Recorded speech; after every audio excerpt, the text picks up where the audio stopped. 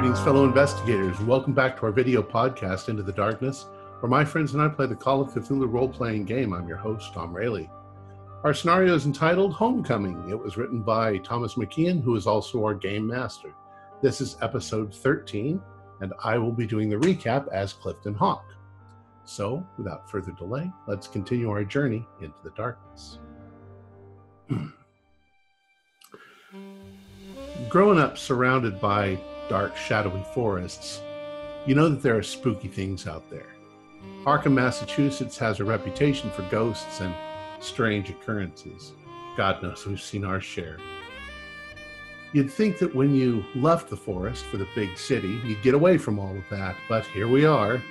The forest is replaced by skyscrapers and the shadows are deeper still. And the ghosts, well... We stood in the doorway of Miss Tally Darby, a woman we have guessed was involved with Timothy Tucker. Her place was what you might expect from a cheap carnival fortune teller. All the trappings, including a mock shrine to Egyptian animal-faced gods. We searched for occupants, but it was obvious the place had been abandoned for a while. I went upstairs to make sure. There was a parlor, probably used for consultation before doing some sort of a seance. It's a wonder people fall for that shit, but then the common man is pretty damn gullible. I say this, even in light of what happened next. As I approached an adjoining door, I became overwhelmed with foreboding, like with the mirrors. I wonder if, in fact, I become sensitive to these sort of things. As it turns out, William seems more sensitive than I am. Once inside, he became possessed by the spirits of the dead. If it were anyone outside of our circle, I would say it was bullshit, but not William.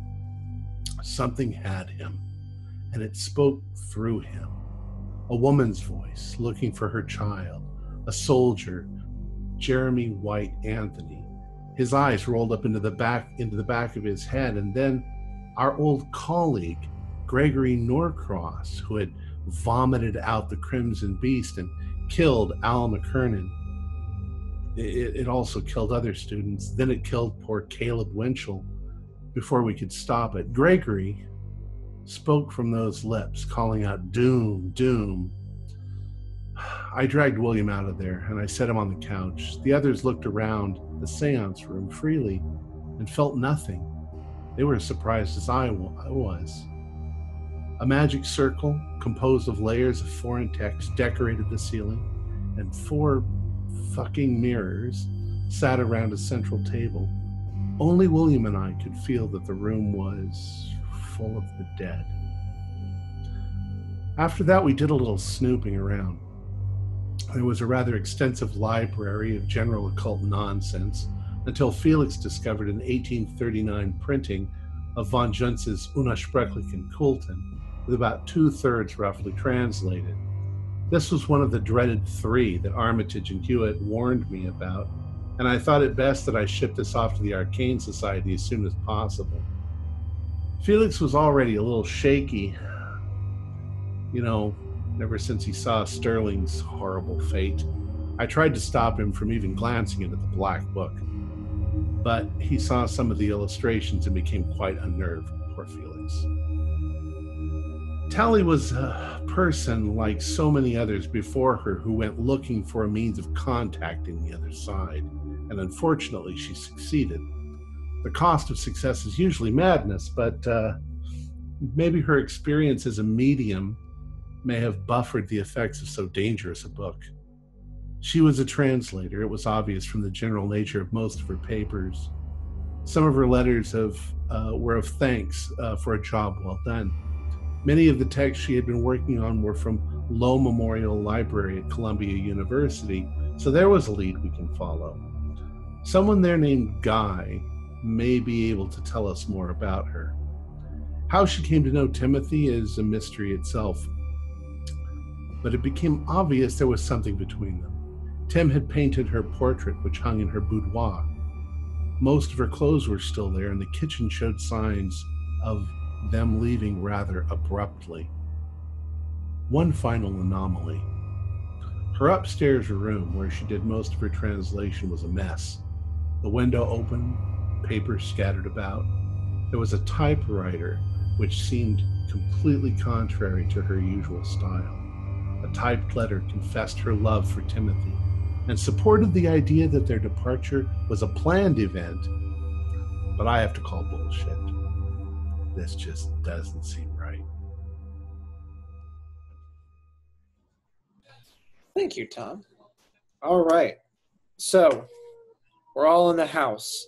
Hawk, Postgate, Thompson are upstairs, while Tommy, William, and Fowler are downstairs on the first floor.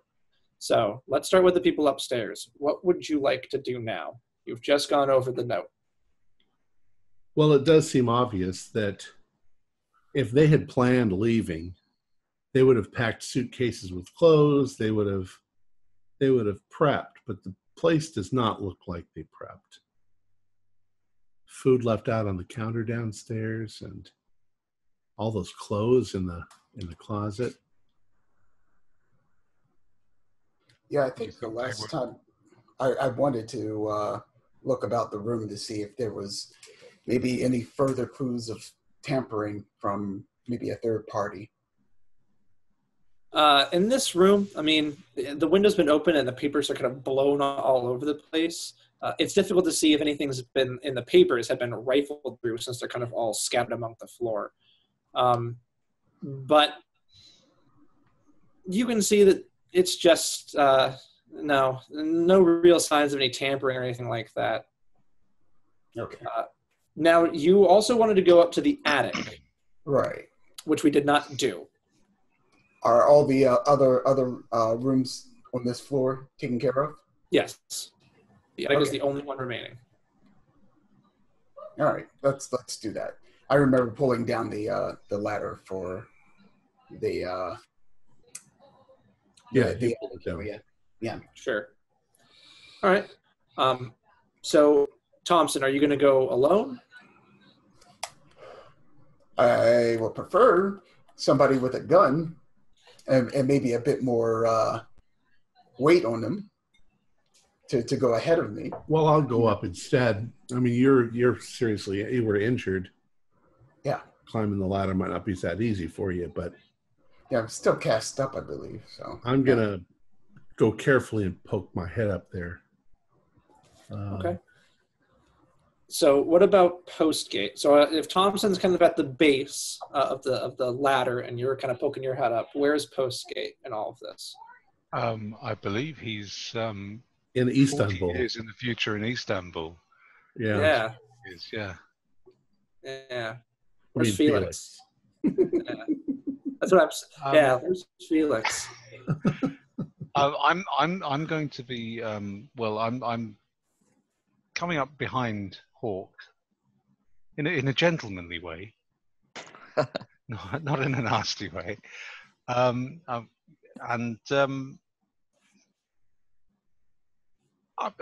sort of. I want to go and look in the attic, but I'm feeling a bit reticent. So I'm going to let Hawk go in first, and then I'll follow him in, unless something grabs him. Okay. So Hawk, since you're the first one in, as soon as you're gonna pop your head up, you're kind of hit in the face with something light. It's just like a little chain for a bulb that kind of dangles above you. It's very dark. It's a very short attic. You've lived in New England; they have very short attics. Mm-hmm. But you can see that there's kind of stuff cluttered all over. So I pull the light thing. The light does not work. That's right. The power's out. We've got flashlights, don't we? Yeah. Oh, so yeah, you guys have flashlights. I'll pop out my flashlight and shine it around up there. Okay. So what you see is mainly just boxes all over the place. You can see that some of these boxes are open. Are they all dusty? They're all dusty. Some of the ones that are open, you can see like there's like very old like niqabs, like dresses. There's on a display mannequin. You can see that there's an army uniform kind of like set in a corner. Pictures are laid up against one wall, that kind of stuff. In one area, one little clearing of the attic, you can see that there's a rocking chair with a little rag doll that was probably played with by a young girl. Oh, hell, we're getting out of here now. I don't want those rag dolls. If when I look around the entrance to the attic, is there any indication that anybody's been up here in years? No. The dust is so layered that you would have seen a footprint or a handprint or something like that. You're the first one to be up here in a long time. Yeah. I climb back down the ladder and I say, nobody's been up there in years. There's old boxes, probably from her father, probably just from the past, but there's no indication that anybody's been up there for years. Not sure what we would find up there. But if you want to go up, like I say, what are you looking for? We're just trying to find out where she went.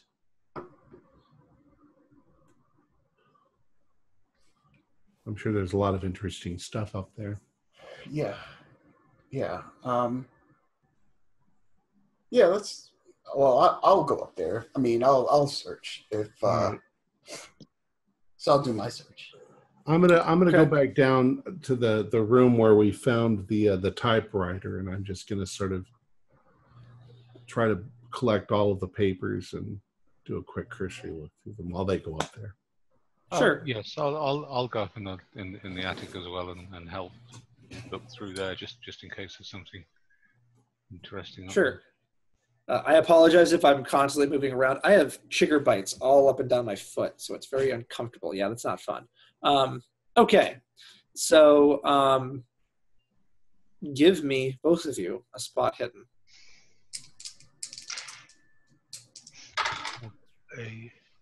I did get it. I got a 97. I got a 20 out of 68. Oh, look at that. Yeah, you see the same stuff that Hawk saw. Oh, right.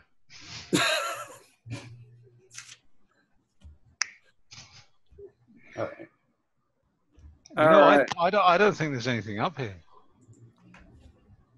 Yeah. All right. Well, yeah, I can't find anything. Let's head back down. Okay. As you guys begin kind of climbing down the ladder, and Hawk, as you're kind of picking up the papers, a lot of them are, you can see that a lot of them are typed out versions of the translations. So you can see that they're like layered on top of one another. There's a page of typed stuff beneath that, the exact same thing written longhand, so on and so forth. But you're just grabbing papers. Lots of them look scholarly, but as you guys are climbing down, you hear a breeze above you in the attic, and maybe like a creak. Postgate, since you were the first one up, I'm going to say you're the first one coming down. Epstein. God damn it. Yeah. People, it's been so long. Felix, what you're seeing as you climb down, there's nothing around you, but there's definitely footsteps, very soft.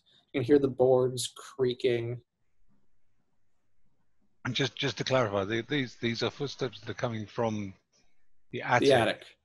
They're not coming from above the attic.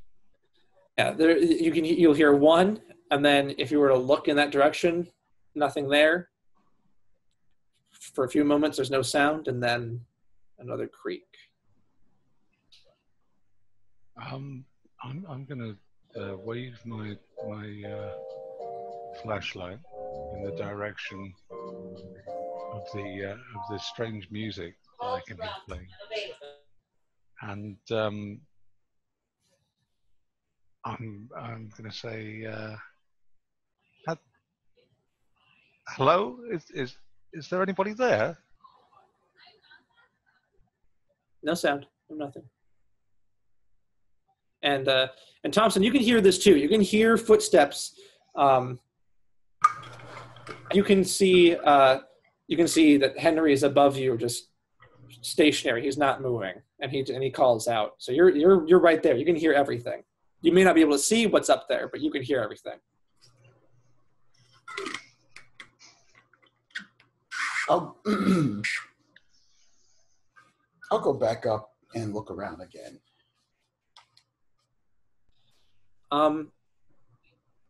You go around and you look around. You spend, a good 45 seconds just kind of looking around, and you see nothing. I'll stand still for a minute to hear if I hear the sounds again. If I hear like these footsteps or whatever the hell it was, or if yeah, it's very distinct. There's no other sound, so I won't make you do a listen roll. There's nothing. Is there a distinct finite area from which the sounds of the footsteps are coming? Yeah, there was a clearing that was approaching, that goes from the entrance kind of deeper into the attic, and it sounds like it was coming from that direction. And the footsteps, one would happen, you'd look around, they'd stop, and then another one closer, but there's nothing.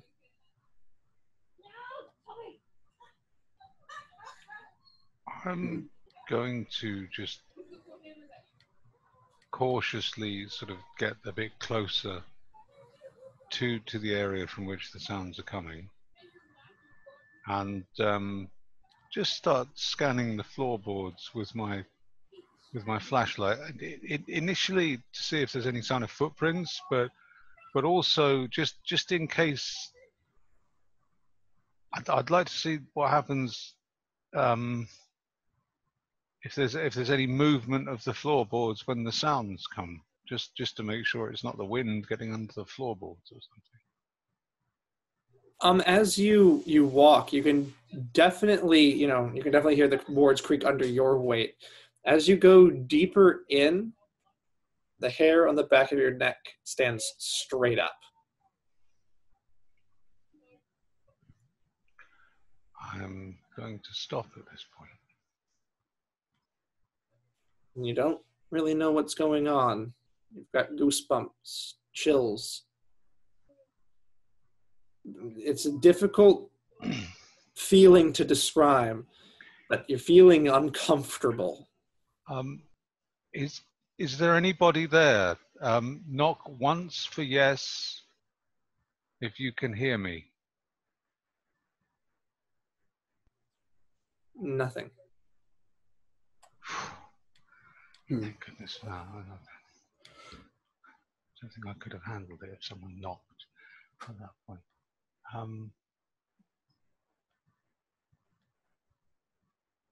Okay, I'm just going to stand there for a moment and listen just to see if I can hear it again. Nothing. No sound. All right. Well, there's nothing we can do up here then. No. I think I'd quite like to leave at this point anyway. I'm a bit unnerved by this. All right. So let's jump back downstairs. So what are Tommy, William, and Fowler doing? I am going to basically keep searching through all these books. That's what we were doing last time. Okay. Yeah. And Fowler, what you're seeing is a lot of it is just books from Columbia, Low Memorial specifically. Whatever ones that are in other languages, there is, like, if you were to continue searching around, you may find like an associated like handwritten packet of a translation. But yeah, that's really all you find. What's Tommy and William doing? I know that Tommy was in the kitchen, and you found the kind of claw marks in the wood grain. I think, considering the events earlier, William's just happy to kind of rest on the couch while the guys are investigating. Sure. Those scratch marks, and you mentioned something about seeing dried blood. Yes, in scratch marks you can see dried blood. Actually, so like someone scratched it with like bloody fingers or something like that? or they started dragging and their nails popped up. Yeah. Is there any way, can I tell how old or fresh it is? I'll give you, what should that be? A medical? Forensic science? I'll say a medical. I got 1 in medicine, or I do have 30 in first aid. It's got to be medicine. It's got to be medicine. It's forensic science. Here we go. Ooh. Nope, 26. You want to spend luck points? Not that much. Okay. It's definitely dried. Like, it's been here for a while. Okay. It's brown. It's been set into the grain. Okay, yeah. And it doesn't look like, no, I guess I wouldn't know that. I was going to say, it doesn't look like it was a big pool of it on the floor and that someone tried to clean it up and it was just stuff that they couldn't get in the roof. No. There's no indication of staining or anything like that. The only staining that you see is the deep red splock marks of and drag marks of someone being clawed against the floor. So could I turn around and see, like, if someone were being dragged and they were using their hands to stop themselves, what would they be drugged towards? Like the back door or a basement door or anything like that? No, I mean, the only rooms, so you've got the dining room, and then you've got the foyer that leads to the front door, and then the stairs. That's really about it. Tommy, as you're looking around,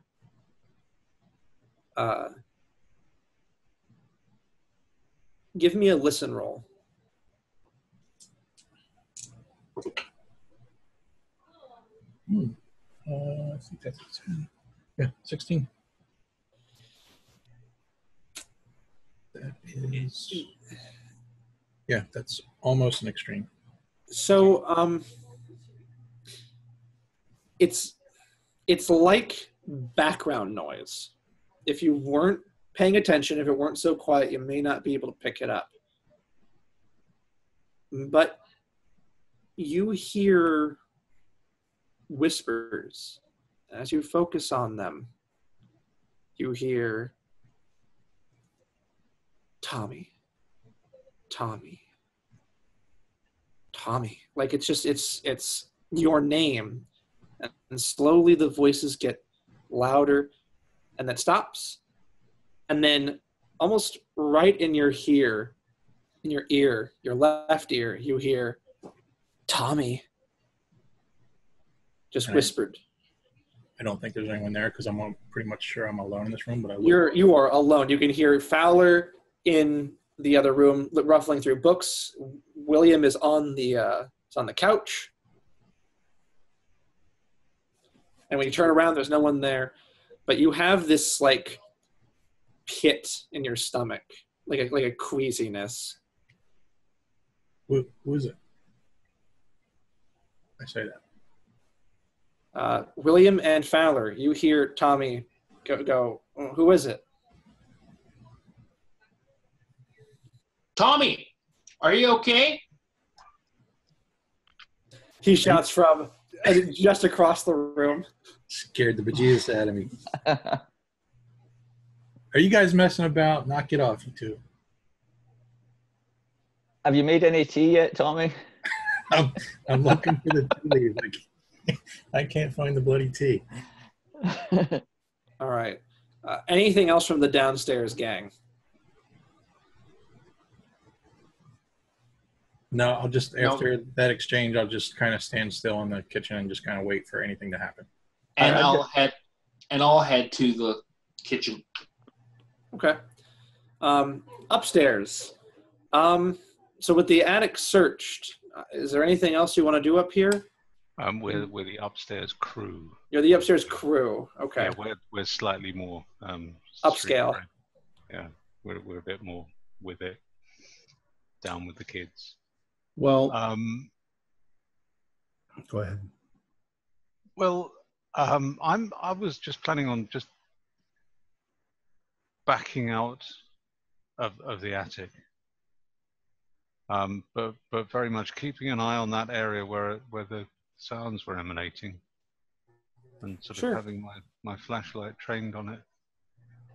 Less in expectation of a spectral event, and more just because I'm a bit worried that someone might sneak up on me. Of course. Yeah, there is a... Yeah, as you go down, nothing happens. Thompson, are you going to go back to the base floor as well? Yeah, I'm going back down. Okay. Hawk? Mm-hmm. What are you said you were kind of grabbing the papers. Your arm is kind of just like full of them. Well, I kind of just shuffled them all together and set them on the thing. I look around. I want to look through the if there's like a desk or anything up here. If there are spare typewriter ribbons, or if the typewriter doesn't even belong here. Yeah. So opening the drawers, you can see kind of knickknacks and all of that. On the bottom drawer of the desk where the typewriter sits, you do see spare ribbons. So she does have a typewriter. She could have typed it.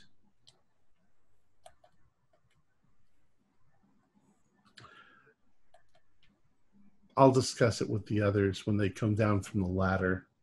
Sure. And you can hear them kind of coming down. So I go over to say anything interesting up there? Just some phantom sounds. Hmm.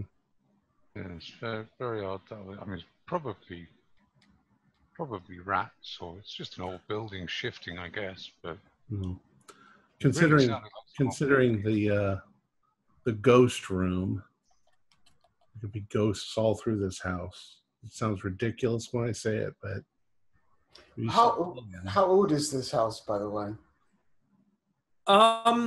It was clearly built when the area was in its prime, so to speak. If you remember, I mentioned last episode that this area used to be quite an expensive part of town, but with the immigrants coming in, they had to put them someplace that wasn't Manhattan. So they kind of brownstone, early 1800s probably. Yeah, Okay. it was if taken care of. Well, I mean, it is kind of relatively taken care of. It's dusty and old, but it's maintained. I'm just thinking that because it's an old house, it's probably creaky for being an old Well, house. It's probably brick on the outside, so there's not much settling it's going to do. What time of day is it? It is evening. If I remember correctly, it's like 9 o'clock. On the 9th. Well, that could explain it. Evening. Just shifting. Yeah. Couple of things that don't make any sense. One is that the typewriter is definitely from here. Why would she go to the trouble of typing out a message when she could just handwrite it? She handwrites everything. If it's not in her, if she didn't write it, then whoever wrote it probably can't duplicate her handwriting. That's probably true, but why? What is the typewriter person trying to accomplish? They want us just to imagine that she's left and gone away, and right, and for us to pursue it any further. Yeah, I mean that's at least what I'm getting from this. Or are they trying to deceive us in some way that she's still nearby, but they want us to go elsewhere to look for her? Whichever it is, they clearly knew that someone was going to come looking for her. Here's the thing, too. If our story, if in fact Timothy has run off with this woman, which a great deal of this seems to indicate that that's the case, wouldn't you say? I mean, he obviously was having an affair with her. There's a picture of her in the bedroom that he painted and everything else. For the sake of the others downstairs who would probably want to chime in on this conversation, can we assume that you guys are done with your exploring? We're walking down the stairs where they are, we'll say. Sure. And so by this time, By this time, everyone's kind of on the first floor. So you guys are having this conversation. Go ahead, Felix. Well, like you say, there are so many things, just little bits of like the picture, the little bits and pieces, the picture, very valuable book, these things that just you would expect someone would take with them. If you were going to clear out in a hurry, there are certain things, sentimental things, valuable things that you would make room for, you would take with you. Yeah. Even if it was an emergency, you'd think, well, these are my prized possessions. I'd at least take these one or two things with me. Or, this is just my opinion on, maybe they didn't have the time to gather what they wanted. They could have been forced out, via guns, If we can establish... Okay. We are somewhat, I would say, occult investigators. That's what we've been doing for a while now. We know there's something upstairs in that room. William was possessed, if you will. They've somehow brought something, been attempting to bring something through or contact something. They may have made an attempt to run away and something got to them first.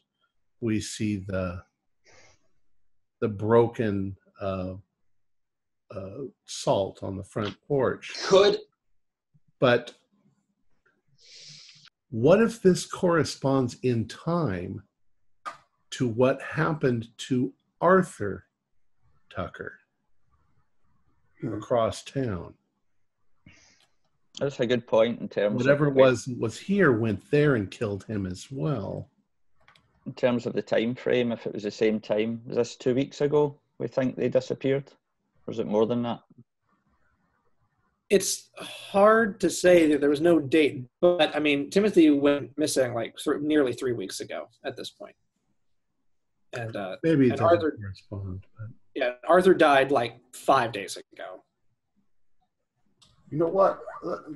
I'll go into the kitchen quickly, and I'll check to see. I'll check the refrigerator. How about that? Well, we've already looked in there. It looks like they were cooking something or about to cook pasta, and they left. They left the food sitting there on the counter. Could it be a ritual gone wrong? No, I think that they were in the middle of cooking and they had to run out of here as fast. And so the food isn't spoiled or rotten or anything, is it? The food, I mean, the food is old. It's not. It's mainly vegetables. So it's not. I would say it's spoiled, but it's not decomposing. You said it was wilted last time. Yeah, it's yeah. And the refrigerator hasn't had power for a while, so everything in there is just spoiled. Yeah. As far as leaving behind valuable books, I'm not so sure that these were her books. I think that she was translating things that she was borrowing from, or that the university was lending her in order to translate. Even something like Unersprechlich in Kulten, it's obviously she was in the process of translating it. Mm-hmm. But if she was running out of here, if she was planning on running away with Timothy, there would be signs of planning. There's no planning here. Right. Yeah. I agree.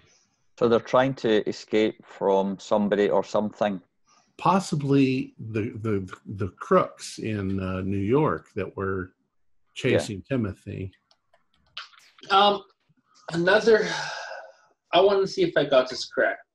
Maybe it could be someone was looking for something. They broke in. Does it look like any kind of...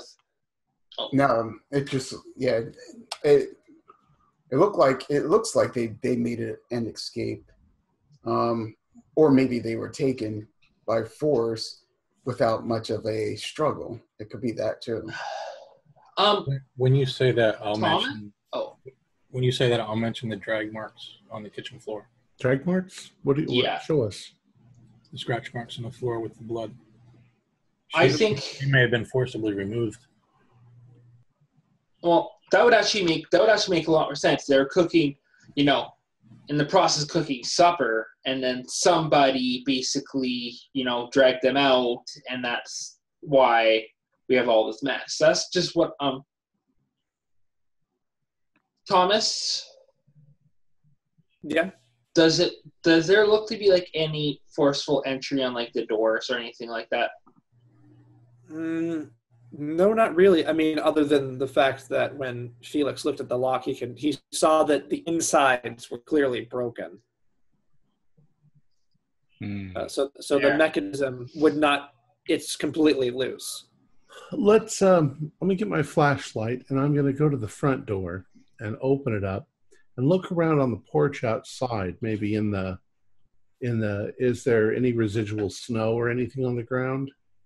A lot of the snow has melted. It's early April, so it's kind of fluctuating between snowing. I want to see if there's any kind of drag marks, as if somebody was being dragged out of here.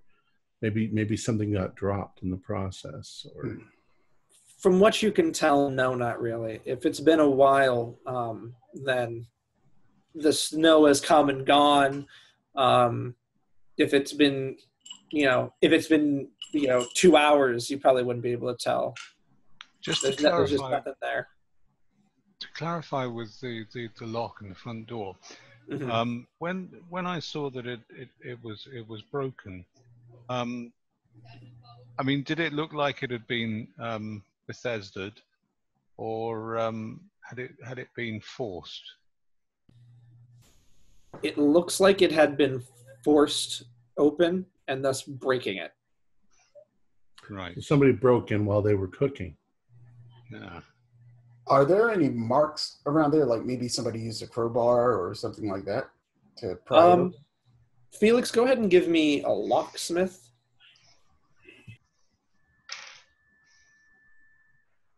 $95. Yeah. Out of 60. Yeah, it's a broken lock.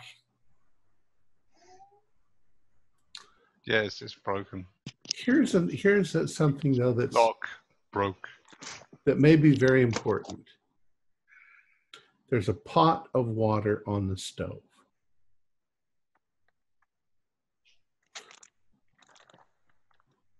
Now, had they not turned the fire on yet? That's a good question. Because either the water would boil away, or they were grabbed, or they decided they had to leave and they turned the flame off. No, I still like the idea they were like forcefully kidnapped, like before they. But if they were suddenly surprised, if somebody broke in and held them at gunpoint and dragged them off into the night, why did they bother to turn the fire off under the pot of water? Maybe the pot wasn't on. Maybe they didn't put on. I've got a question. The assailants took the fire, or they turned the fire off after. I've got a question, and it might be I can't just remember it clearly, but do you remember back some episodes ago when it sounds like Tally turned up at Timothy's house? Yes. So why, if they were together, would she be turning up at the house, or was she delivering a letter to his wife? She said she was going to, and then she didn't. She was going to tell him about the affair. Okay. Tell her about the affair. Yeah. Okay. Right. That makes sense then. So they probably most likely are together. And Tommy, when Tommy, you see the scratch marks, is it like one hand?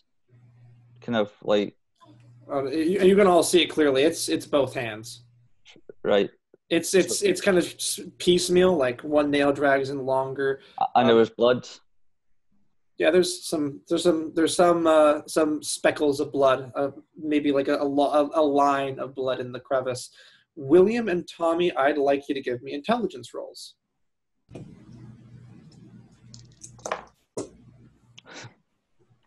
99. 16. Give me one. Give me 1 second. Come on, William. Snap out of it.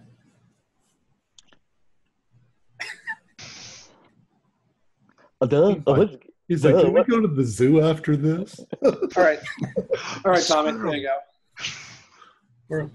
I got it, yes.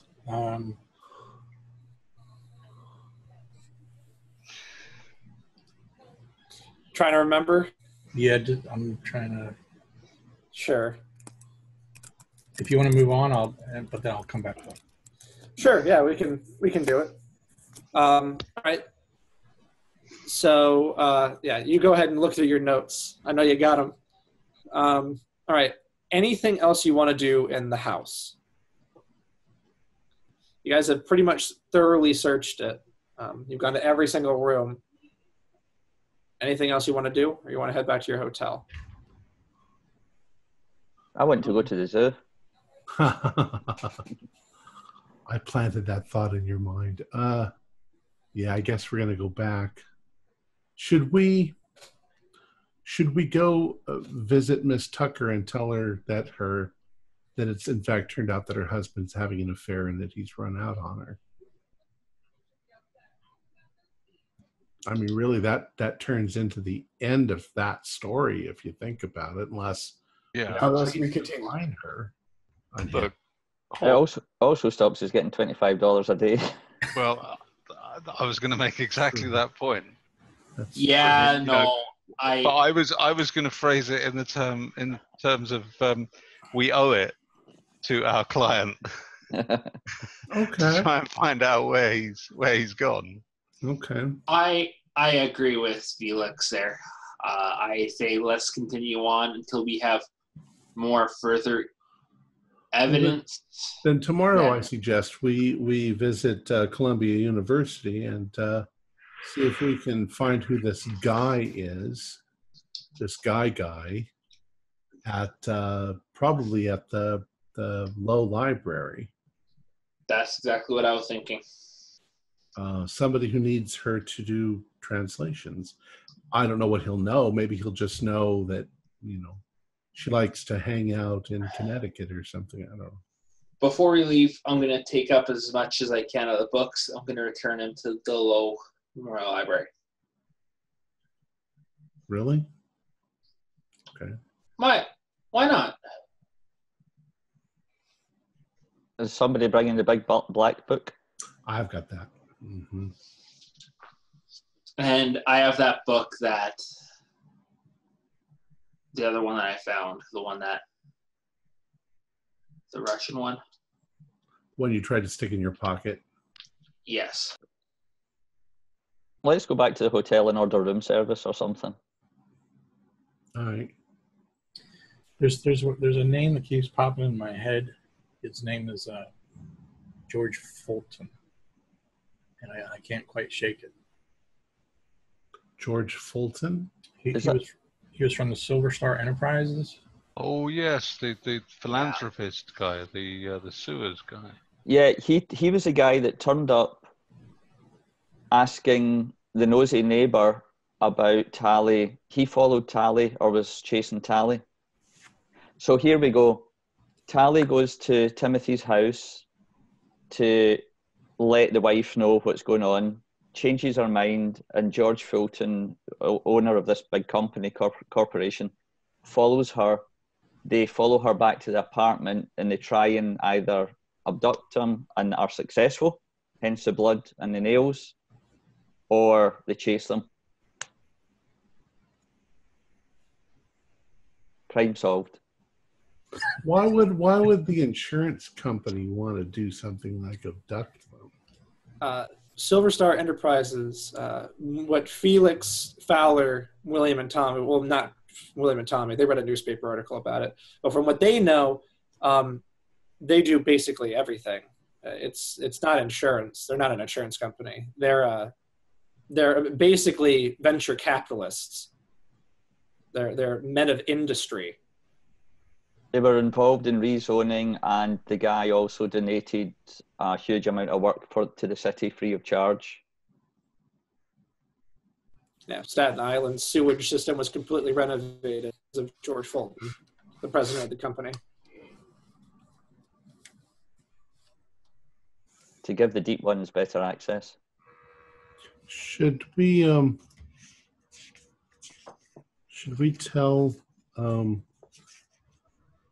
Timothy's sister, Bethany, what we suspect? That we're still looking for him, but that we suspect that he may have run off with the woman. Or should we keep that a secret until... I guess you guys want to get paid more, so maybe we'll keep that a secret. I think that could be a wise move, though, because it then gets Bethany on your side, because was it Clifton she quite liked? Who was it? It was, Felix. Oh, Felix, okay. It could be that Felix, discreetly talks to her, and she then continues to help us try to chase it down any further. Or we don't tell them and get the money. Well, even if we tell her, maybe she keeps it from Samantha until we know for sure. But we need to track them down and find out where they are. I say don't tell any of the sisters. Do you know, it doesn't really matter, because at the end of the day, we want to discover if he's dead or alive.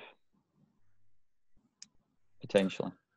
The thing is that statistically, if he's run off with some woman, they could have gone to a South Sea island somewhere. We'll never, ever find them.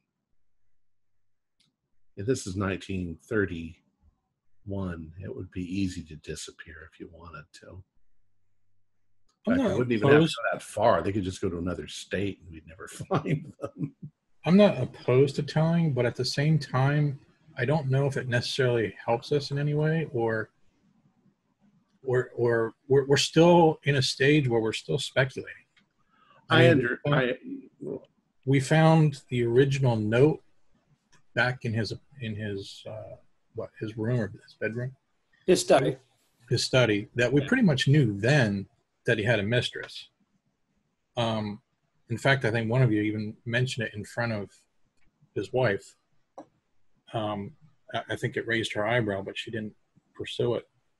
But I guess what I'm saying is, we've known this, I think, for some time. This kind of confirms it, but it still doesn't tell us anything about where Timothy or Tally are or is. Well, I was actually thinking more from a compassion point of view. At this point, Bethany and Samantha think that he's either in hiding or he's dead. But that's what I mean. Like, if it were me, that would just lead to worry and fret. To me, that doesn't. Well, they're already worrying and fretting. But if they think that he's just run off with some woman, it might be angry.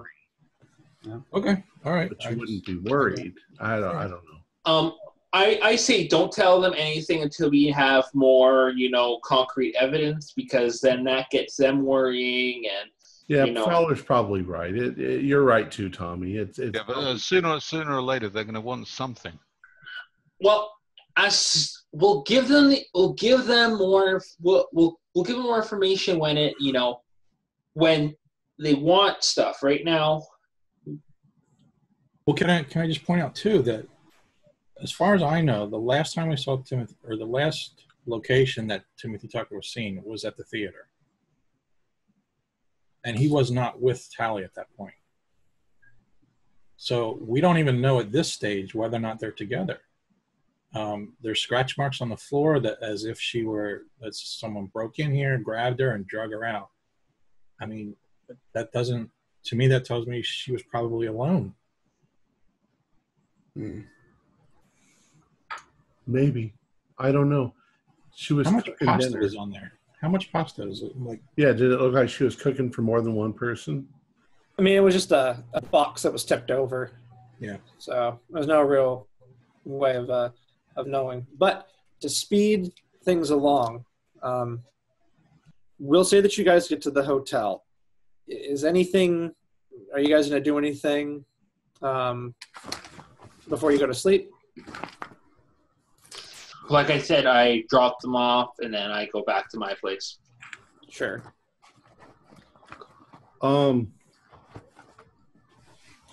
I think I am going to roll a willpower roll. And if I fail it, I look into Unoshbreklik and Coulton. Otherwise, I'm going to wrap it up in brown paper and get it ready to send it to the Arcane Society. Does that sound fair? Are you going to ask any of us what we think? No. Okay. Yeah, go ahead and roll. Let's see. I failed. I got a 99. So you look at it. It means that I set it on the table and I'm like, I'm not going to look at it. I'm not going to look at it. I flip it open. Okay. Of course, I can read German, so. Well, I mean, how long are you going to read it? I got a 99. Okay, so you're going to read it for some time. It takes. No, I'm not supposed to. Yeah. Go ahead and then give me, if you're going to read it for that long, go ahead and give me 1d6 sanity loss, and then you can add 2 to Cthulhu Mythos. 4. William asked Tommy to make him a cup of tea, and then he's going to bed. Anybody else? Is anyone else going to do anything? I'm going to bed. Okay. Yeah, I'm going to bed too. All right. Felix, we're going to start with you. Go to sleep. And at some point in your dream, you find yourself standing in your bedroom's bathroom.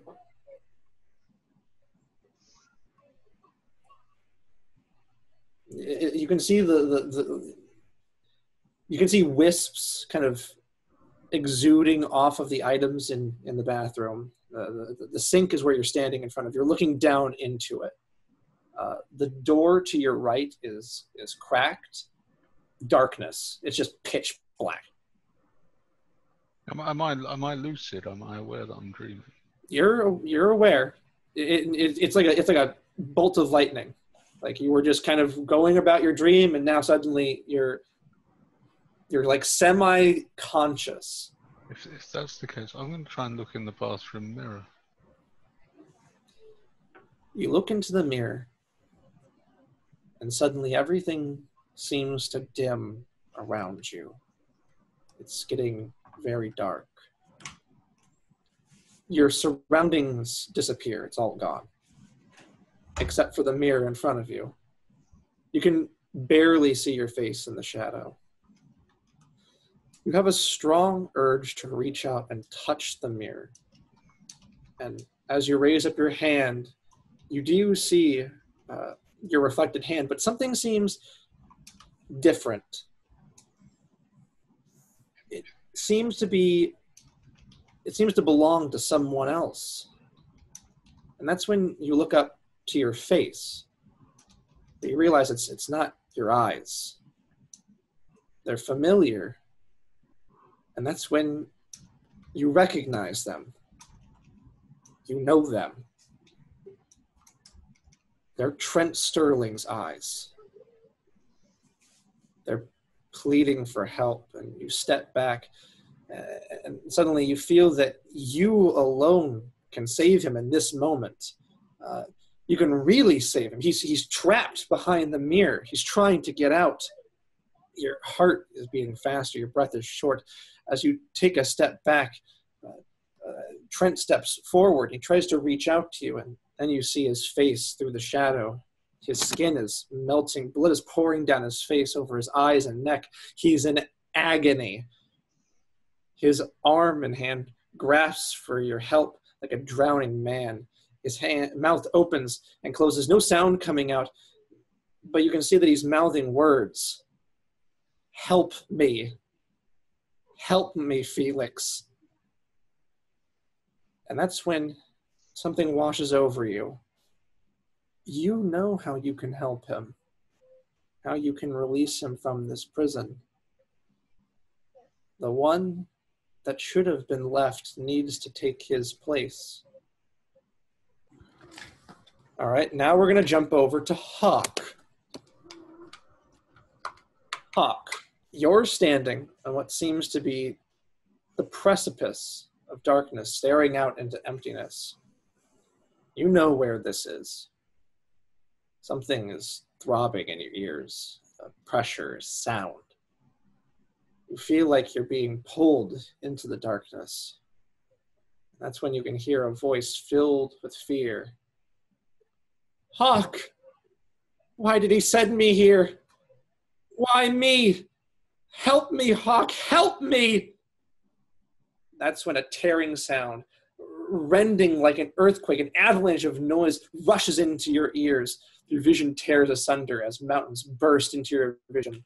They rise up, a biting wind in your face all around you. Suddenly, beyond the mountains, you see it. A huge eye opens, like the eye of some reptile. I would like Hawk and Felix to do sanity rolls.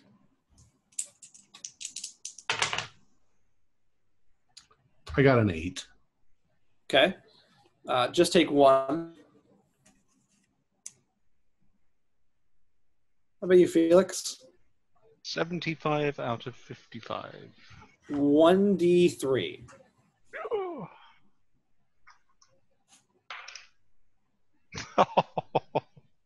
Three. 3. All right. Jeez. Hawk, That's really not my night. Hawk and Felix, you immediately shoot up in your beds. You've woken up from your dreams. You're sweaty. You're panicked, and that's when you smell something. Smoke.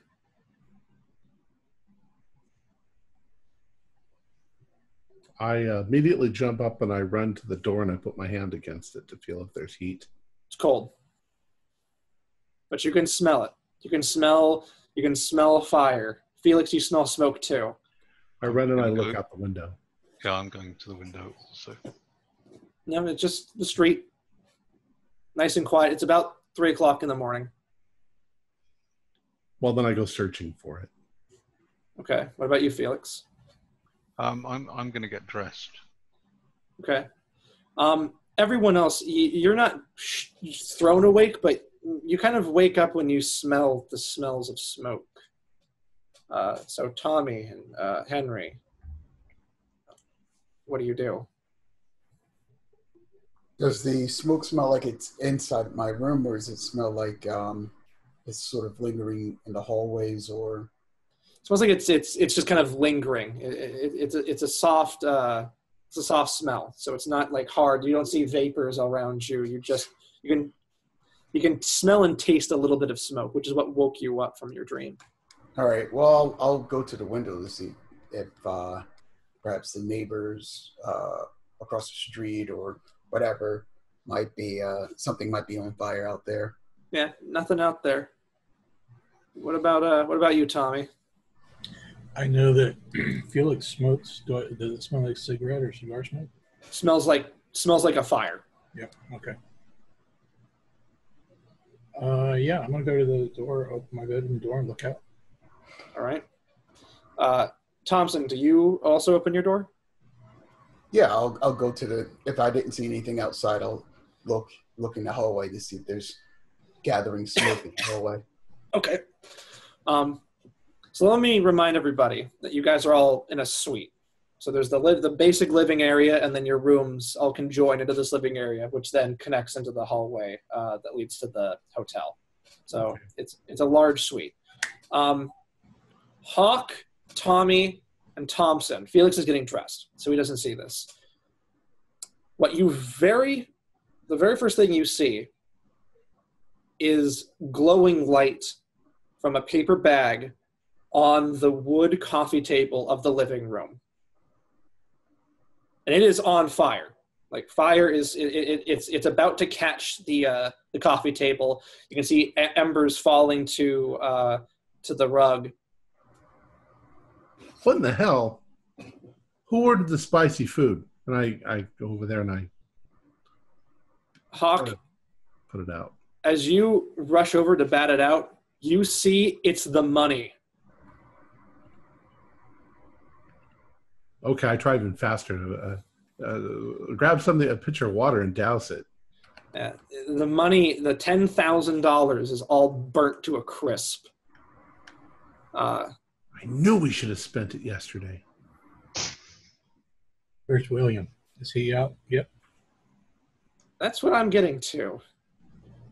Tommy and Henry, as Hawk is kind of betting the money, as Hawk would, you're drawn to the window. It's fully open, the blinds. And you see William, and he's staring directly out.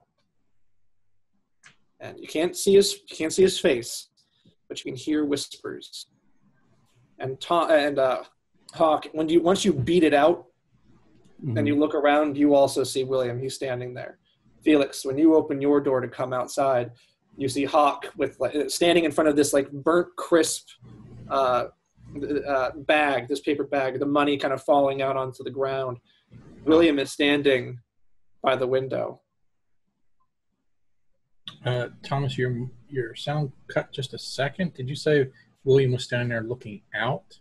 Yes, he's standing out. He's standing in your room, looking out the window. Looking out the window. Okay. Yeah. William, are you all right?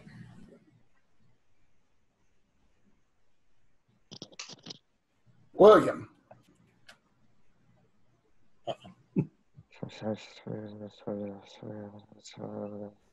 Wake up! You see William is actually staring out the window into the distance, and as you approach him, Tommy, and you know him well, you see he's like a completely neutral, almost blank look in his face, and he's staring right as if he's looking right to the horizon, but you hear him muttering something quietly under his breath.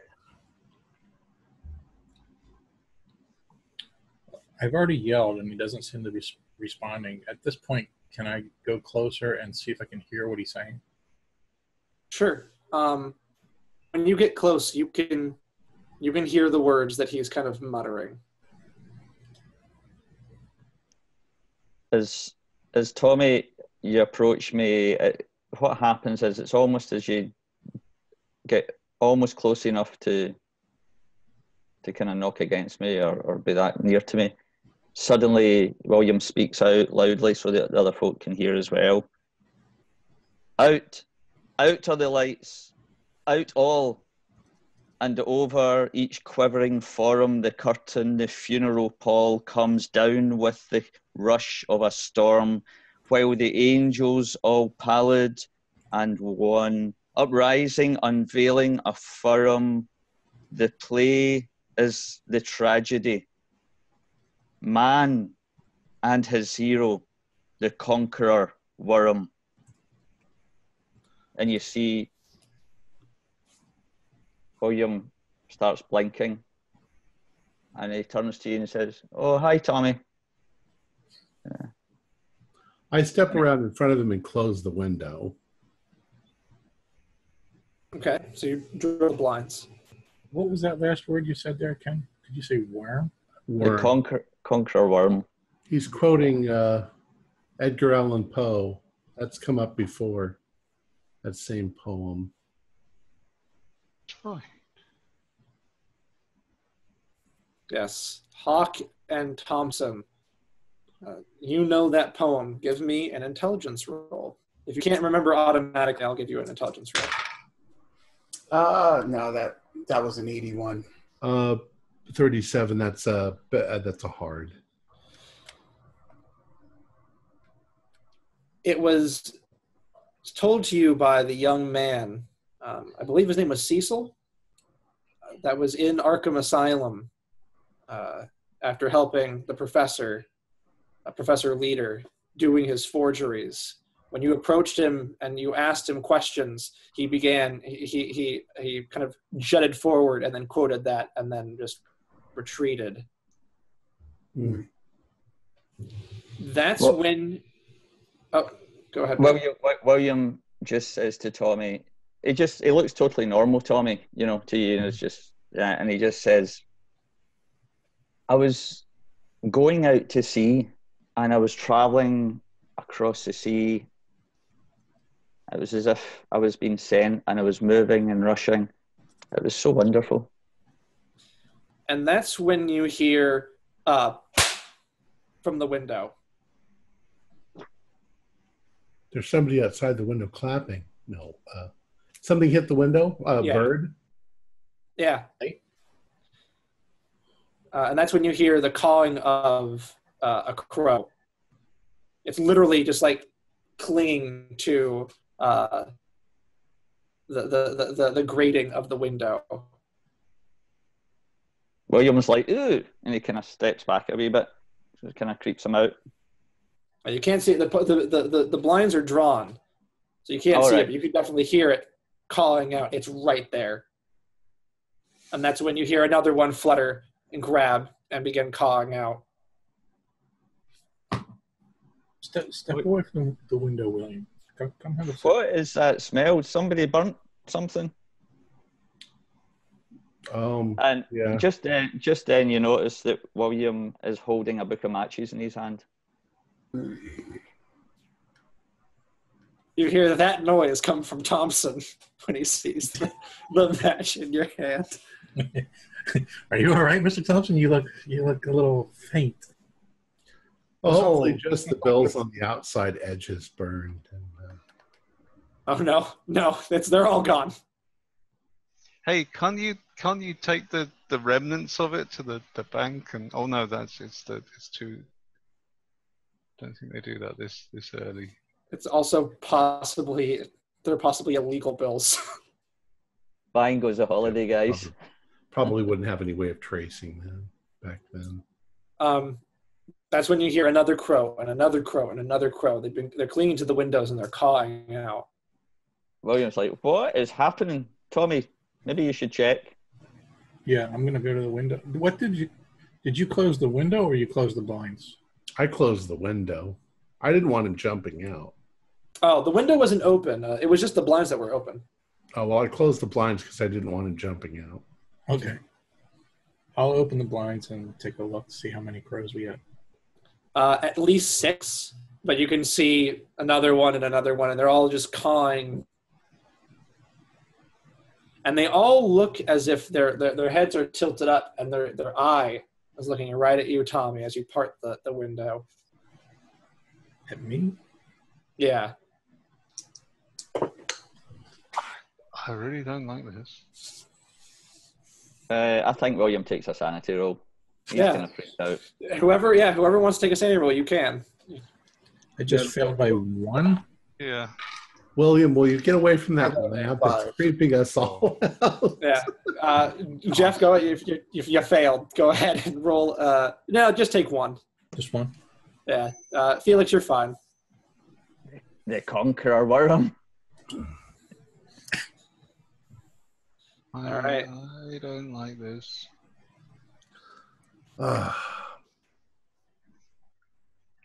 Footsteps in the attic was creepy enough, but crows. And they just keep going.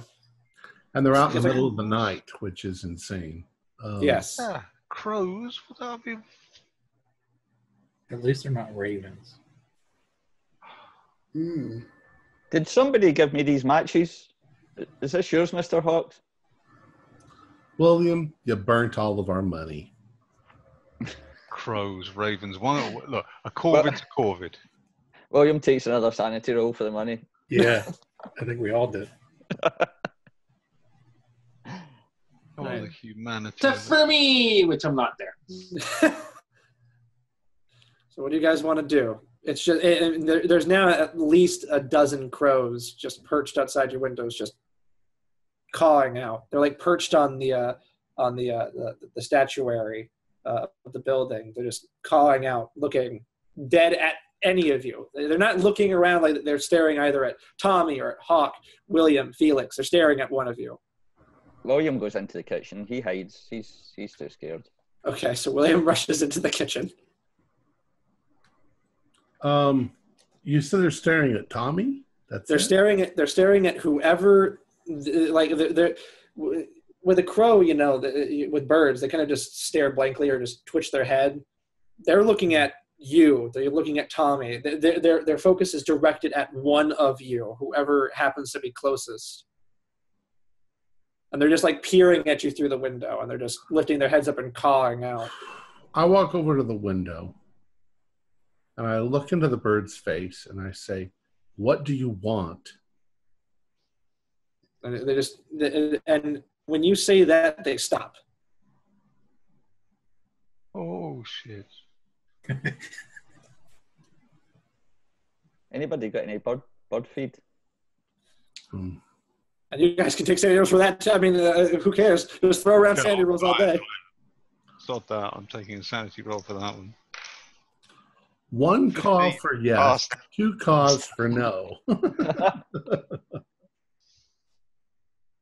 I just say to them, "Are you the spirits of the dead?" And they just stare at you.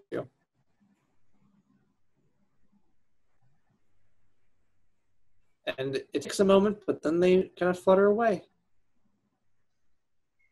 Nice little birdies. I feel like we should make like tinfoil hats or something at this point. We need some way to counter whatever is going on. Then, wham! Right into the window. A crow hits it. Window smashes. Ah, jeez. Whoa. Oh, I'm just going to instinctively just pull the curtains shut at this point. And when you pull the curtains, you can hear the crows are impacting the other windows. They're impacting the brick of the building. I thought we'd go to another hotel. Out of the room, yeah. You can literally hear their bodies like hit, crumple, and fall. Cool. Let's go downstairs and complain to the concierge. Yes. What's the meaning of this? You told us there were no crows here. If only somebody hadn't invented a golfing range at the top of the roof, we could have been shooting them down. We could have hit them with golf clubs. Exactly. Let's get out of the room. Okay. Felix, did you by any chance take that Sign of Solomon? I believe that Dr. Thompson has that. Do I? Yes, you were going to go to the shul to ask about it at one point, but you didn't get around to it. All right. I'm wondering if did you need to take a look at it for some reason? I'm just wondering if you got it out, if you held it up or something, or I mean, it's supposed to be like a sigil of protection. Maybe you need it for demons, though, right? I mean, that's what the lore says. Or crows. Well, if it's not an angel, it's a demon. Well, I mean, it won't hurt. At least I don't think it would. So I'll try it. I'll hold it up. Okay. They're messengers of Saruman. Aren't they? You've been reading the Tolkien fellow again, haven't you? So you lift up the sigil, and the birds just keep hitting. Yeah. Okay. Well, not working. Not working at all. What we need is a scarecrow. Eventually, after about 15 thwomps, that's all the crows. They're all dead. Well, that was a waste for them. Anybody a good cook? They're not good birds. What is this, Kentucky? And the crow that's come in and it's broken through the glass, you can see it on the living room floor, just like twitching out of control. Its like neck is just like twisted one way. Ew. Epstein, Mr. Epstein, kill it. I can't stand seeing things suffer. I'm gonna just wring its neck. Okay. So as you reach down, you can see it peering up at you, and you can. Is there any blood? Oh yeah. Oh right, I'll make a Constitution roll then. Okay. 40. I've passed that. All right. As you reach down, the eye peers up at you, and I mean it's a crow. Oh, it's looking at me. Yep, it's staring right into your eye, It's and you looking can right at me. and you can tell that there is malice. There's something about it that just conveys this hatred, and you just snap its neck, Yes. and it just goes limp. Chuck it out the window. Right. We need to Then go and wash my hands. call downstairs and tell them there's been an accident. A flock of crows has crashed into the building, broken our windows. A couple of you, maybe from the living room or the main area here, William quietly kind of crying in the kitchen. He went into the kitchen. He's kind of sitting at a bar or a table or whatever it is that they've got in the kitchen. I'll go in the kitchen and check on him. So I just, as we talk, I just tell you, Tommy, that I had this dream where it was a cold place and there was these mountains, and I was trying to climb up to the top of the mountains, and then I saw somebody standing like a silhouette, and there was this horrible blackness, and then there was a huge eye appeared, and I thought I woke up, but that was when I went into this kind of peaceful thing where I was traveling over the ocean and just seemed to be traveling, and then you guys woke me up. William, what was that you said about coming up behind somebody and there was an eye? I saw, he's kind of a wee bit shaky telling the story, but I saw as if I was behind somebody, and there was this cold, like wind flying about everywhere, and I saw this shadow, and I don't know who it is, and then he kind of looks at you, Hawk. It was like, me. As if you know. And there was this horrible blackness, and I could feel some kind of, like, as if the wind was pulling you into the blackness. And then suddenly this instead of the blackness, this huge eye, like big slanty eye like that, iris, appeared. And then I thought I woke up. I'll tell you what I told Tommy. I thought I woke up, but actually I was traveling over the ocean. Like, it was like suddenly it was a comforting thing, as if it was somewhere I knew where I was. Well, your dream corresponds to mine. I was the guy on the hill, on the mountain, looking out. I saw the eye too. I've seen it before. Well, you and I seem to be sensitive to whatever it is that's going on. You're more sensitive than I am, perhaps. Well, maybe you need to teach me how to control this, Mr. Hawk. Well, there's definitely a group of people I would like you to meet after this is over, back in Massachusetts. Okay, Tommy's pulled himself together. He wasn't, a disaster, but he was just kind of affected by it all. Well, you saw it before? Where?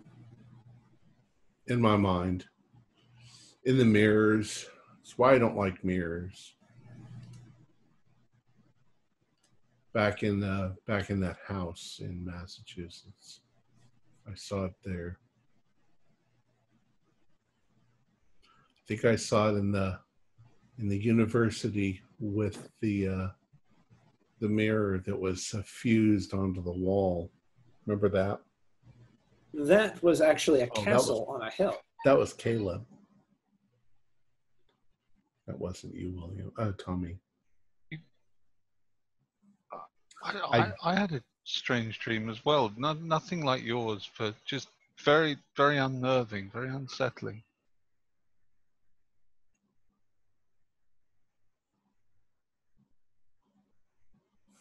It's the nature of what we do. What time is it, Thomas? Is this in the middle of the night? Can we go back to bed? Or what? About 3:10. Yeah, if you guys were to go downstairs and let the front desk know, they'd say they'd probably send someone up in the morning to fix the window as soon as possible, and they'd probably comp a few nights stay. Well, we need a new room. Yeah, and they'd probably give it to you. All right. Yeah, I agree. Yeah, we'll say it's the same basic setup, just a different area. So by 3:30, we've moved all of our stuff into the other room, and sure. And you guys go to sleep. Yeah, go to sleep. No issues. Okay, so it is now morning, the morning of the 10th. As a group, where would you all like to go? What's first on the agenda? Columbia University, you guys? What do you think? I'm like, wherever you guys want to go, I'll take you. When I say, yeah, Columbia University would be our best bet. As Dexter pours syrup on his Denny's pancakes. You're at Denny's. I'm just having I'm not going to have any breakfast. I'm just going to have a coffee. And I'm going to stare at it more than I drink. Denny's didn't exist. This is Benny's. Oh, same Hey, here. Benny, how you doing? Pretty Shut good, up and sit Felix. down. Does everybody agree? Yeah. Yep. Yeah, and they shovel a few more pancakes. All right. So, we probably want to get there around 10. We don't want to get there earlier than that. And we're heading for the Lowe Memorial Library. Okay.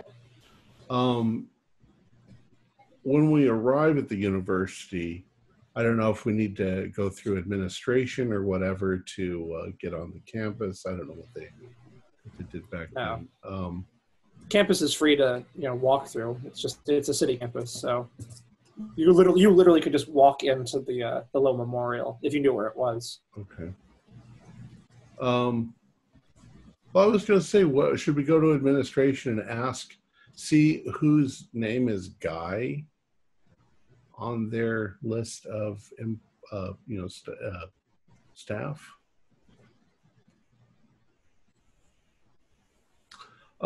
Yeah, that's what I'll do. I'll walk into the administration office. What is everyone else going to do? I think maybe William goes to the library just because I guess that's maybe where the rendezvous point is going to be if we're looking at the library. Yeah. I head to the library as well. I'm going to go with Hawk because I'm a fish out of water here. Okay. I'll back Hawk up as well. And Tommy?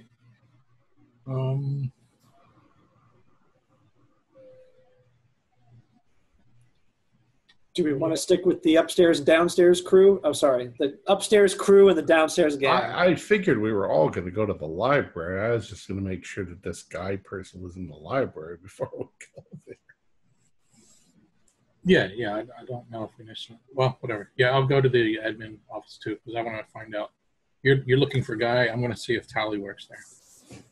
Okay. Good idea. Yeah. Right. So we'll do the group going to admin first, and then the library. So, as you approach, there's a mild-mannered woman there, just a secretary. She's behind like one of those long counters. She smiles up at you and says, "Welcome to Columbia University, gentlemen. What can I help you with?" How are you this evening? I was told. You mean morning? Yeah, whatever. What did I say? Evening. It's fine. It's okay. Good morning. Sorry, it's been a long night. I was supposed to meet with somebody here, and the only name I have is Guy. I don't know if it's a Professor Guy or if it's somebody on staff at the library or if that was their first name. Give me a fast talk. 23. What's my fast talk? Where is fast talk? Yeah, it's 30, so I passed. Okay. And she smiles at you and she says, well, let me get a directory and I'll let you know. And she kind of walks around the counter, grabs a little binder, just begins flipping through. She looks up at you and says, and you said the library? I'm pretty sure he's associated with the library or possibly like literature or something like that. Oh, all right. And she begins checking. And she says, well, we have a guy, Jules. He's a head librarian. Yeah, that's it. That's him. Okay. Do you need me to ring him up? Maybe he's in his office. Well, we were going to head over to the library anyway. That's the Memorial Library, the Low Memorial Library. Yeah, if you just go up a couple blocks, you'll see it there. It's on the corner. Thank you very much. She smiles and says, "Is that everything, gentlemen?" And Miss, by any chance, do you have a name there for Tally Darby? Is she a professor here? Give me a persuade. Put my hand on my gun. Listen, lady, you better tell me everything. If she sprouts tentacles, let's. 47. Do I even have persuade? Oh, yeah, I do. Yes, I'm quite persuasive. All right, so you flash her a smile, and you're just like, oh, you're very nice. You're not trying to charm her, but you're just, very nice, very passive. Yep. And she says, well, let me go ahead and see. And she begins looking through, and she says, I'm not seeing anything in here. Give me just one moment. And she leaves the front desk. There's a typist in the back, so you're not alone. But it takes her a little while. Then she comes out, and you see that she has a file in her hand. And she approaches and says, we don't have a professor by that name. But Mr. Jules has her down as a consultant. We pay her a stipend. Have you written any stipends to her lately? I don't believe that we printed out any checks for her lately. Mr. Jules usually sends us with an invoice. And he hasn't submitted anything recently? Not that I can see. Okay. And she kind of flashed you a smile. All right, thanks. Thank you for your help. Anything else, gentlemen? I believe that would be it. And she smiles and says, well, thank you. Can I? And she kind of just kind of like goes like this. Can I ask what exactly you're looking for? Why you need to speak with Mr. Jules? We were interested in having something translated, and we'd heard about Miss Darby.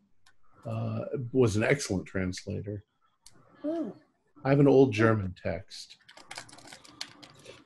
And she smiles and nods and says, well, I'm sure that Mr. Jules will be able to help you right out with that. And she just kind of smiles and walks back into the records room and closes the door. All right. So with that, are you going to head to the library? Yeah. I'm going to say that everyone converges there then. Yeah. You guys now have the same information. Guy Jules is the head librarian. All right. Okay. So you enter into Low Memorial, and it's a big library. Pretty sure it's I'm pretty sure it's 3 stories right now in 1920. Okay. I mean, it's an Ivy League school, so it's an enormous library. Old text, new text, you name it. There are students all over. It's in the middle of a school day, in the middle of April. So like there's classes just started.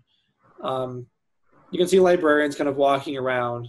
What would you guys like to do? Well, I go up to the very first librarian that I see, and I say, "Excuse me, miss," if it's a miss, or sir, if it's a miss. And I say, "Excuse me, miss. I'm looking for the head librarian, Mr. Jules."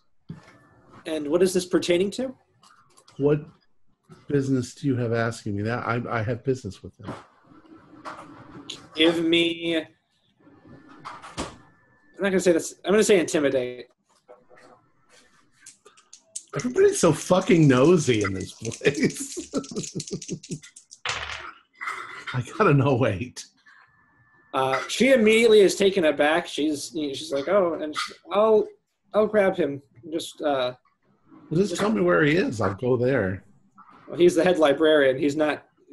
He's behind desk. He doesn't walk around putting books away. Thank you. And she just kind of nods meekly and kind of shuffles away. When she goes away, William says to Clifton, "Did we bring that big black book with us?" No. Okay. That's wrapped up in my room. Okay. And you guys can see that that past the desk, she kind of goes through a door. After a few moments, she and a man, he is middle-aged, it's kind of slicked back, greasy hair, glasses. He's wearing a sweater vest of Columbia's colors, and they're talking. And she just kind of points over to your group. He nods and puts his hand on her shoulder and nods and smiles, and then kind of walks over. And he says, "Can I help you, gentlemen? I'm Mr. Jules." Mr. Jules, very nice to meet you. Is there some place where we can speak without, making noise? Just we have some questions concerning Miss Tally Darby. And when you say that, his face kind of shifts. He kind of is shocked by that. Like, you can kind of see the color drain from his face. He says, "Do you know where she is?" No, that's kind of what we wanted to discuss with you. We wanted to know more about her. We'll explain if we can go someplace private. Yes, my office is just past the desk. Gentlemen, if you would please. And he kind of waves you to follow, and he just kind of leads you to the back. Okay. And you guys kind of go through the archives in the back. You go through the sorting into an office, very small. There's not enough chairs for you guys. You're gonna have to stand. But he sits down at his desk and says, "So, what about Tally? I haven't heard from her in a couple days." Well, it's kind of a complicated story at this point. We are private investigators who were hired by a woman, a local woman.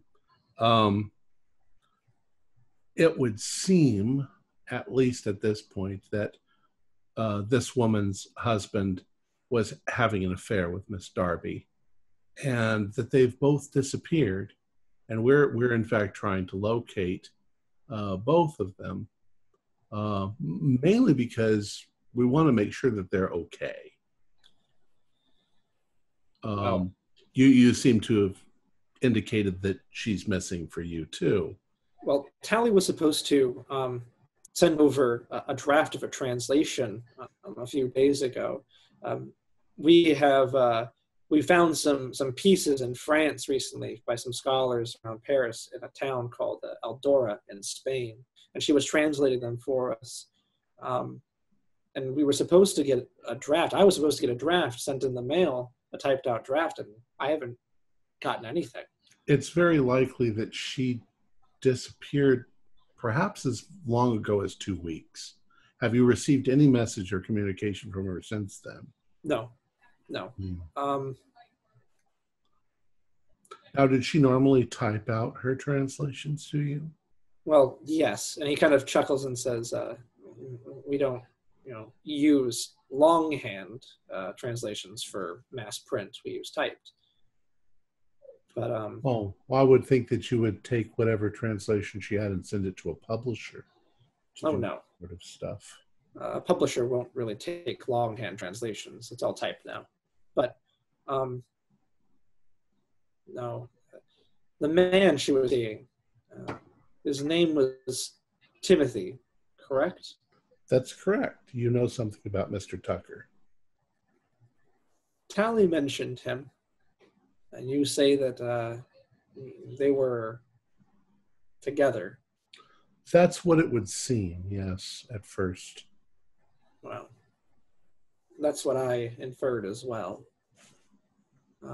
Did she speak well of Mr. Tucker? Oh, yes. She said that they were close. They've become very close in recent months. You have any idea how they met? Did she ever tell you? She said something about helping him, but she really didn't go into very much detail. Tally was a very, well, she's young. She's very withdrawn, especially due to her appearance. She's a pretty Middle Eastern woman, and foreigners around New York don't do particularly well. Well, she must be well educated if she translates from so many different languages. Oh, Tally is a wonder. She actually she went to school here when she was about when she was 16. She's a what's the word? A polyglot. I've seen her, and you won't believe me when I say this, I've seen her fluently read and write at least 12 languages. She's a hybrid polyglot. Exactly. After she was a student here, but after her mother died, Tally left. She never graduated. She and I, she would work here a little bit doing translations, and when her mother died and she left, I kept her on initially out of pity, but now out of necessity, as you can clearly see. I see. Did she ever speak of any place that she liked to frequent? As I say, we're trying to locate the two of them. Did she seem like the kind of a person who would run off? Tally's young. Young people will do stupid things, but her parents were dead, yes? Yes, her father, he was a Brit. He died some time ago. I'm not really sure, but her mother died during the influenza, and Tally left to take care of her. And when she died, Tally just never came back. What year was that? 1922, I believe, is when her mother died. She was 17.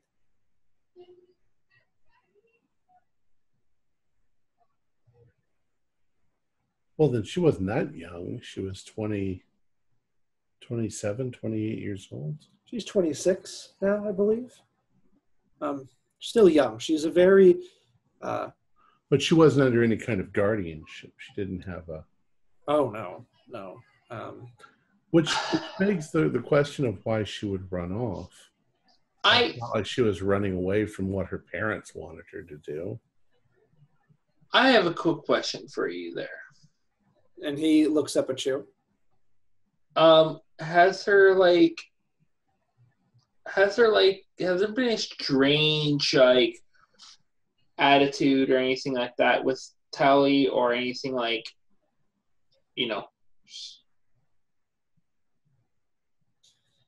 And when you say this, that same look, that kind of color drain appears on his face.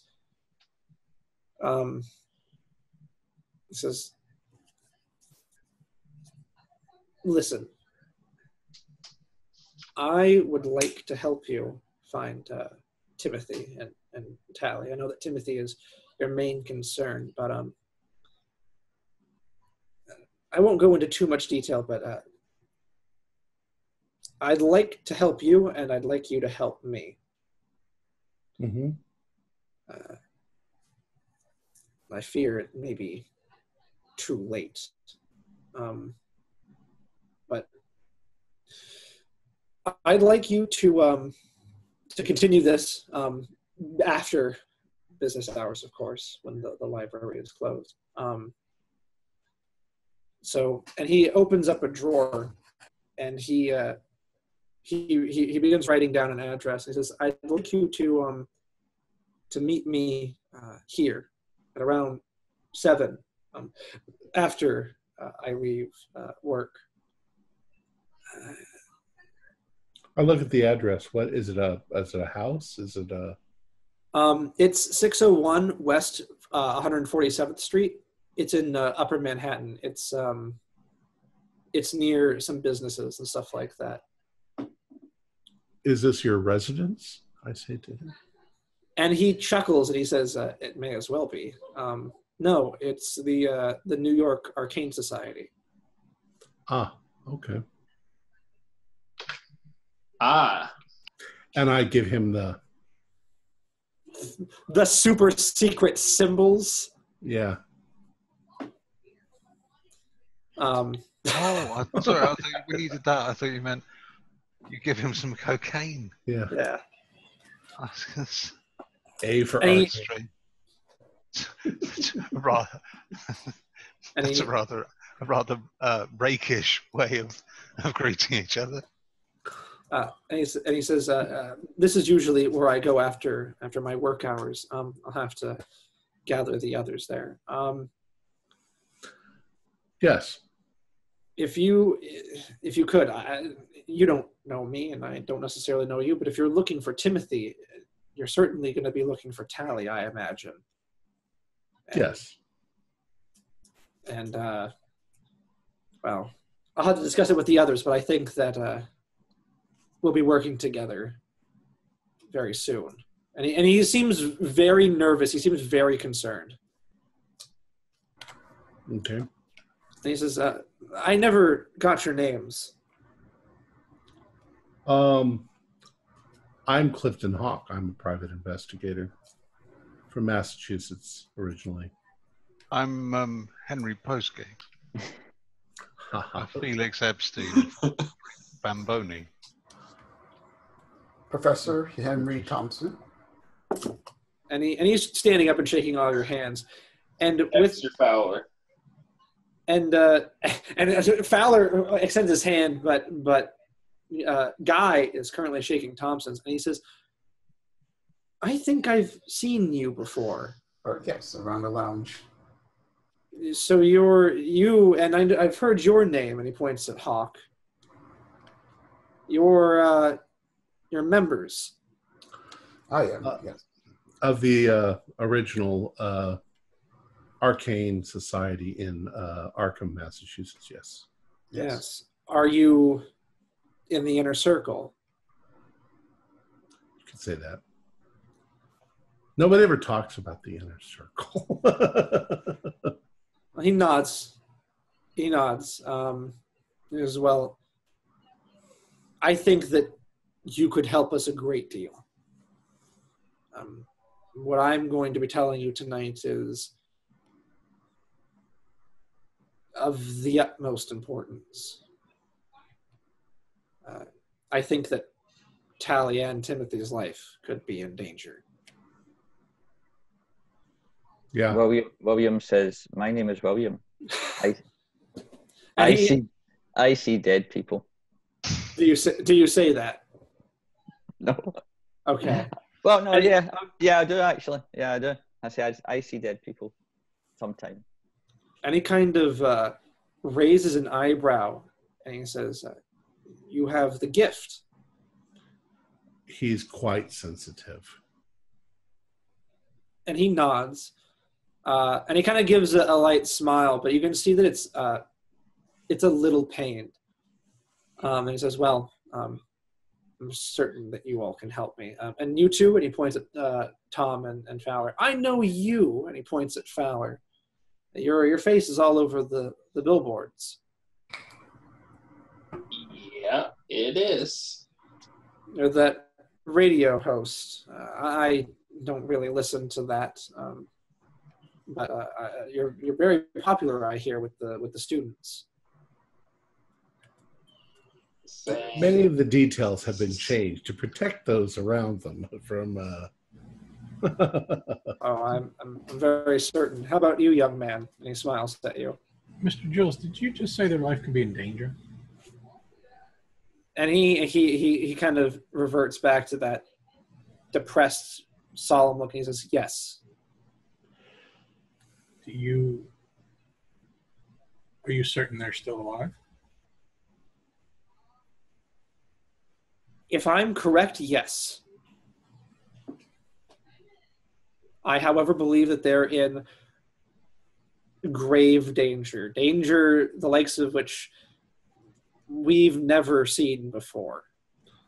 Well, Mr. Tucker has a lot of danger on his heels already anyway. The kind that's not so unusual. Well, this is. Are you able to tell us where you think they are? Right now, no. I don't. And he leans in. I don't know if I can trust you, and I don't think I can trust anyone in the office. We'll talk at the society headquarters in New York. And he nods. He says, but young man, I believe that they're useful, and thus they're not dead. That's my hope, at least. Well, I understand you may not trust this, and you have to be careful as to who you're giving out information to, but I just want to remind you that he has family right now that are extremely worried and concerned. So if there's anything you can tell us, like to just alleviate some of their worry and panic, I'm sure that would go a long way. And he looks at you, Tommy, and he says, unfortunately, what I may tell you may put more worry.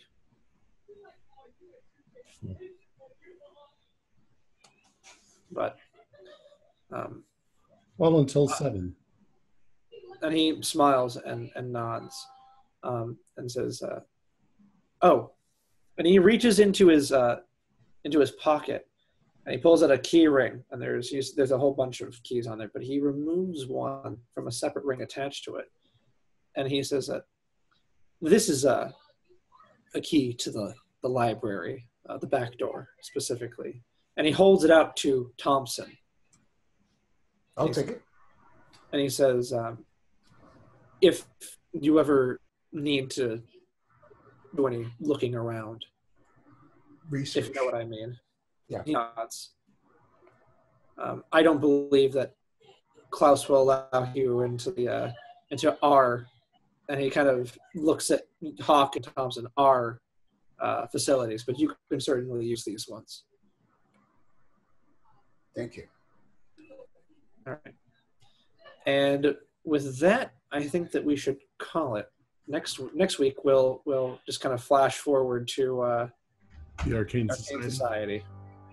Cool. I didn't even know there was a New York branch. Yeah, we're gonna go into that. Don't worry. All right. Oops. Our players included Mick Swan, Jeff Wilkins, Corey Highstead, Ken Trench, Wayne Worthy, and myself, with Thomas McKean as the keeper of the secrets. We're currently producing 4 shows a week with music and sound effects added in post-production in order to create a richer listener experience. We provide audio-only versions of our shows, free for you to download from Podbean or iTunes. If you'd like to become a patron, visit our Patreon account. Just $1 or $2 a month helps us a lot. Like, share, and subscribe to our channel, and punch that bell icon for updates on our latest shows, and leave us some comments. We love reading them. This is Tom Rayleigh, together with all the members of our gaming club, inviting you to journey with us once again into the darkness for another adventure into the universe of H.P. Lovecraft and the Call of Cthulhu role-playing game. Until next time, good luck and good gaming.